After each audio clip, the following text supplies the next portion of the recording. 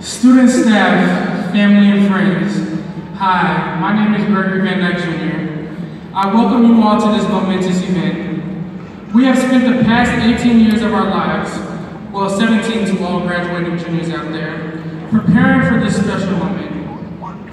Although it took a lot of work to get here, some sad days, some bad days, and some sunshiny days, we finally made it.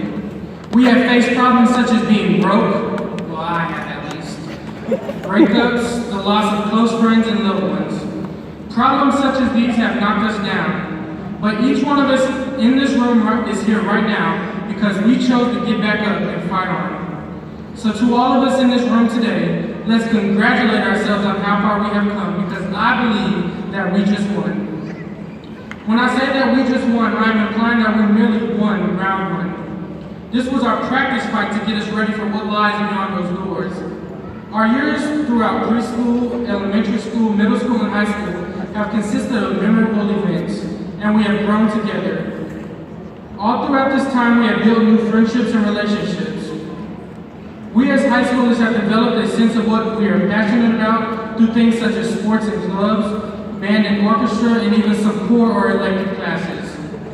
I can't stand here and tell you I personally know what it was like to play in the band, or what it was like to play on the girls' basketball team, girls or boys' basketball team. But I can tell you that we can take all of our experiences, our memories, and all of those great times and use them to boost us forward in life.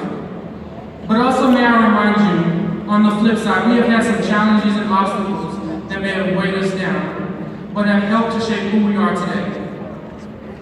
For example, I've had my fair share of challenges over the years, but I've come to the other side of those challenges as a changed and better person. A few years back, I faced a major challenge that caused me to be in the darkest period of my life, which was also a pivotal moment where I turned my life around.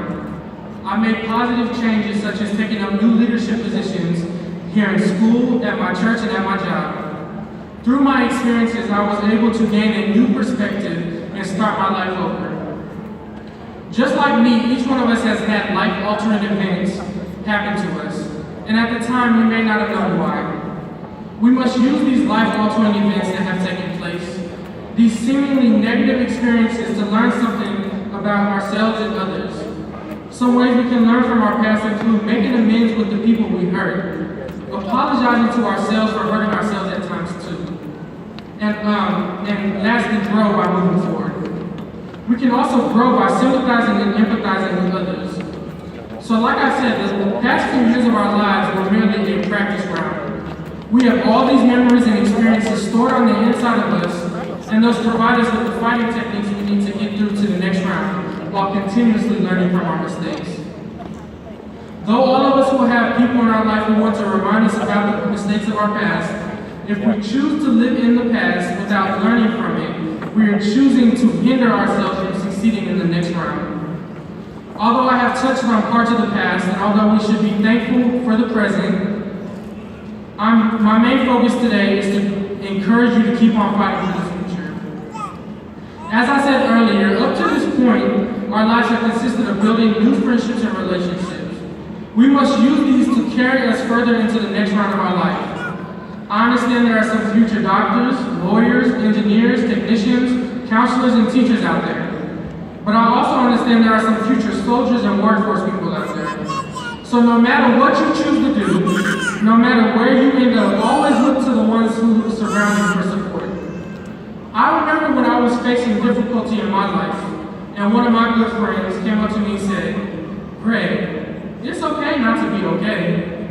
So that's what I want to share with you all. Graduates of 2019, it is going to be okay in the future not to be fully okay.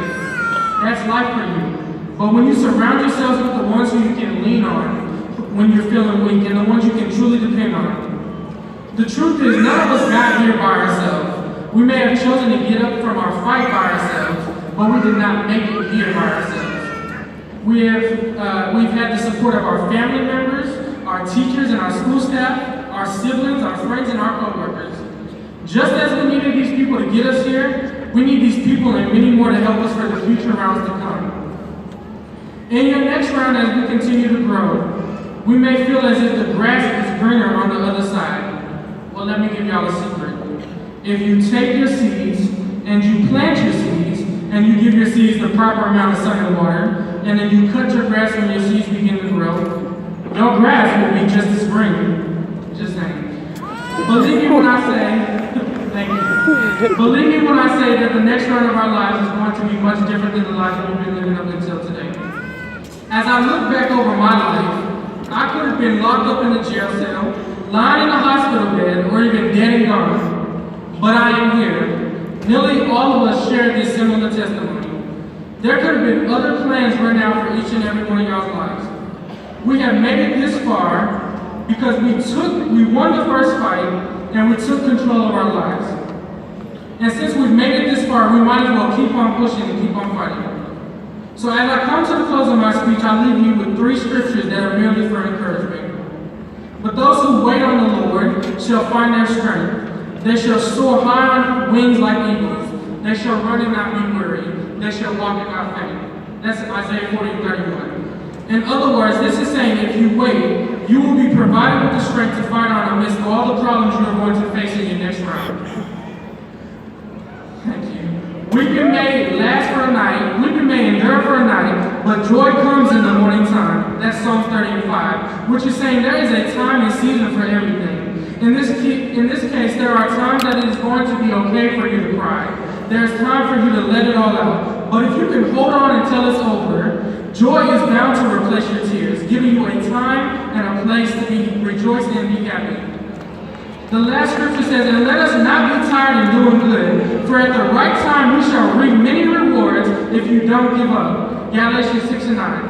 This one is one of my favorites because it merely says that we should not get tired for doing the right things in our next round. Because if we are patient enough, we are bound to have blessings on blessings on blessings flow our way.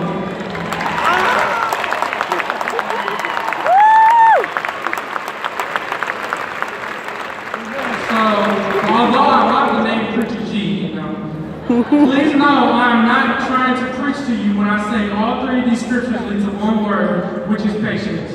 You need patience to study your opponent in the next round so you can develop in your mind the best way to defeat that very thing that is standing in your way. Whatever battle you may face in your next round, you have to know that trouble and pain does not last always, and you have to be determined to get back in the ring ready to keep on fighting. Although I don't know what we are all bound to face, good or bad, if we have perseverance and patience, we will succeed. So let's continue to improve our fighting techniques so that we can continue to win the future fights that are to come. Now I saw fit to say here that most of you know Greg would not be Greg if he didn't have some type of tea. But to be honest, the only tea I have is, let's hear it one more time.